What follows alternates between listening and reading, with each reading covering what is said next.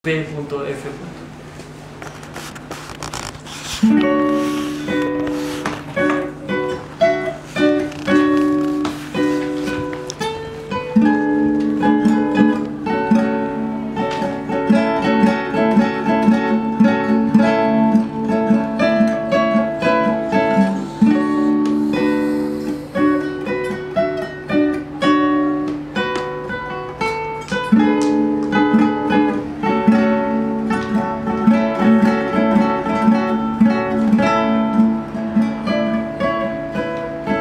Piensa que yo vivía al frente de la René Schneider.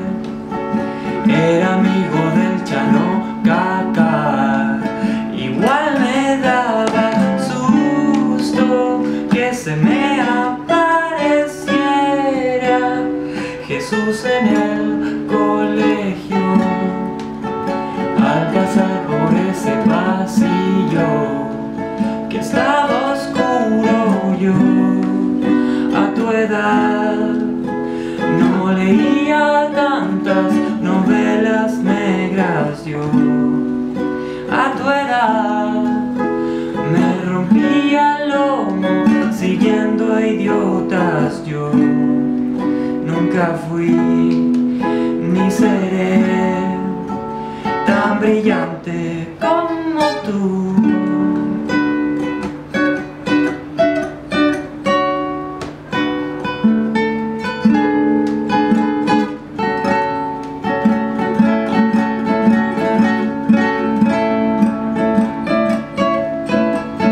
Piensa que yo jugaba en Rangers y nunca me pusieron